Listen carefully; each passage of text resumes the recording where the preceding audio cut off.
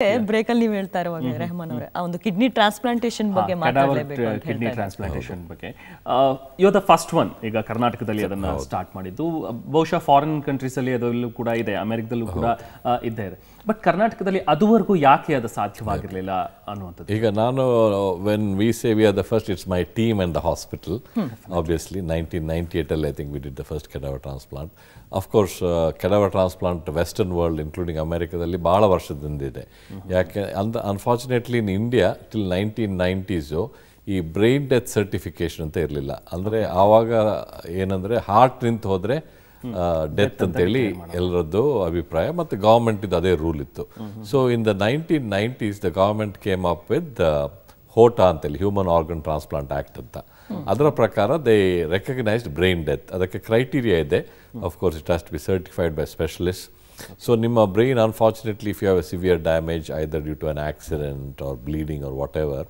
then the specialist can say that the brain is not going to recover at all. ಕೆಲವು criteria ಇದೆ ಆ criteria 4 doctor sign ಮಾಡಬೇಕು once that criteria is met and the family has agreed then the organs can be donated so the heart ಇನ್ನೂ beet ಆಗ್ತಾನೆ ಇರುತ್ತೆ ಅಂದರೆ circulation will be maintained so at that time there is a organization of the government now it's called ಜೀವನ ಸಾರ್ಥಕತೆ ಅವರು waiting list ಇರ್ತಾರೆ ಯಾರಿಗೆಲ್ಲ kidney ಬೇಕು ಹಾರ್ಟ್ ಬೇಕು ಲಿವರ್ ಬೇಕು ಅಂತ ಆ ಕ್ರೈಟೀರಿಯಾ ಪ್ರಕಾರ ಅವರು ಅಲಾಟ್ ಮಾಡ್ತಾರೆ ಸೊ ಯಾರದ್ದು ಹಾರ್ಟ್ ಎಲ್ಲಿಗೆ ಹೋಗಬೇಕು ಲಿವರ್ ಎಲ್ಲಿಗೆ ಹೋಗಬೇಕು ಕಿಡ್ನಿ ಎಲ್ಲಿಗೆ ಹೋಗಬೇಕು ಇದು 1990s ಅಲ್ಲಿ ಲಾ ಇರಲಿಲ್ಲ ಈ ಲಾ ಆದಮೇಲೆ the first brain death declaration and cadaver transplantation happened in our hospital. It's a very sad story actually. One medical student two-wheeler alli hogoga she met with an accident and had severe brain damage and was admitted and was declared as brain dead. ಅವರು ಯಾತಕ್ಕೆ ಅವ್ರ organs donate ಮಾಡಲಿಕ್ಕೆ ಒಪ್ಪಿದ್ರು ಅಂದರೆ ಅವರ ಆಂಟಿಯನ್ನು ನಾವು ಮಣಿಪಾಲ್ ಆಸ್ಪತ್ರೆಯಲ್ಲಿ transplant ಮಾಡಿತ್ತು ಹಾಗಾಗಿ ಅವರಿಗೆ ಕಿಡ್ನಿ ತೊಂದರೆ ಇರೋ ಪೇಷಂಟ್ಸ್ ಕಷ್ಟ ಎಲ್ಲ ಗೊತ್ತಿತ್ತು ಹಾಗಾಗಿ they said at least she is no more ಅವಳ ಆರ್ಗನ್ಸ್ ಆದರೆ ಯಾರಿಗಾಗಲಿ ಯೂಸ್ ಮಾಡಲಿ ಅಂತ ಸೊ ಒಂದು first kidney we used in Manipal hospital the second kidney went to another hospital so that was the beginning of cadaver transplantation in Karnataka. In 1998 or so. Now of course it's a fairly routine matter now. Many hospitals in Karnataka now do kidney, liver, pancreas, heart. So that was the beginning of cadaver transplant in our state. ಅಂದ್ರೆ ಈಗ brain dead ಆಗಿ heart pump ಇದ್ರೆ ಮಾತ್ರ ಅದನ್ನ ಬೇರೆ ಎಲ್ಲಾ organs ಅನ್ನು ತೆಗೆದು ಟ್ರಾನ್ಸ್ಪ್ಲಾಂಟ್ ಮಾಡಬಹುದು. By and large that is true. Of course heart ನಿಂತಲ್ಲೂ ಕೆಲವು ಸಲ ಮಾಡಬಹುದು but that is not a common thing, certainly not common in India. Usually ನಾವು ಆರ್ಗನ್ಸ್ ತಕೊಳ್ಳೋದು ಹಾರ್ಟ್ ಬೀಟಿಂಗ್ ಮತ್ತೆ ಸರ್ಕ್ಯುಲೇಷನ್ ಇಂಟ್ಯಾಕ್ಟ್ ಇರುವವರದ್ದು. Of course ಈ ಕಿಡ್ನಿಗಾದ್ರೆ ಬೇರೆ ಯಾರಾದರೂ ಕಿಡ್ನಿ ಕೊಡಬಹುದು but ಹಾರ್ಟಿಗೆ unless you have a cadaver program there is no heart donation at all. Correct. So government or law ಮಾಡಿದ ಮೇಲೆ now of course there is more awareness. Unfortunately innu cadaver ನಮ್ಮ brain death declaration and donation is very low in India compared to some of the western worlds. So people like you should promote organ donor awareness.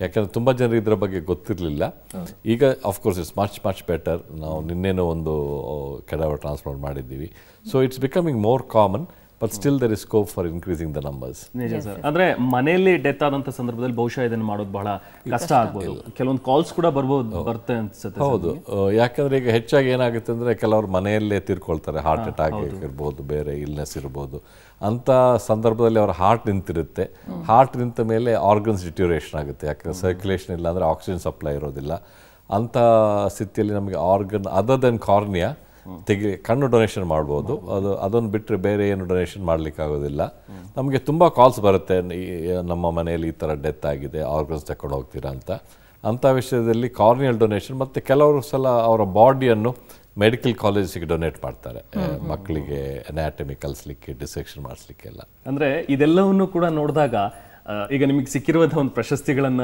ನೋಡಿದ್ರೆ ಅದೆಲ್ಲವೂ ಕೂಡ ಅಷ್ಟು price ಇಲ್ಲದೆ ಇರುವಂಥದ್ದು ಅಂತ ಅನ್ನಿಸ್ಬಿಡುತ್ತೆ ಈಗ ರಾಜ್ಯೋತ್ಸವ ಪ್ರಶಸ್ತಿ ಆಗಿರ್ಬೋದು ಡಾಕ್ಟರ್ ರಾಯ್ ಅವರ ಪ್ರಶಸ್ತಿಯನ್ನು ಕೂಡ ನಿಮಗೆ ಕೊಟ್ಟಿದ್ದಾರೆ ಸೊ ಈ ಥರದ ಮೊಮೆಂಟ್ಸ್ಗಳ ಮುಂದೆ ಇದು ಜನರ ಒಂದು ಬ್ಲೆಸ್ಸಿಂಗ್ಸ್ ಮುಂದೆ ಈ ಪ್ರಶಸ್ತಿಗಳು ಹೇಗೆ ವ್ಯಾಲ್ಯೂನ ಇಟ್ಕೊಳ್ತವೆ ನನಗೆ most gratifying moment is a sick patient walking home and to see the smile on the face and the family. Yes. That is the most gratifying moment and ಆ ಥರ ಜಾಯ್ ನೀವು ಎಲ್ಲಿಯೂ ಸಿಕ್ಕೋದಿಲ್ಲ.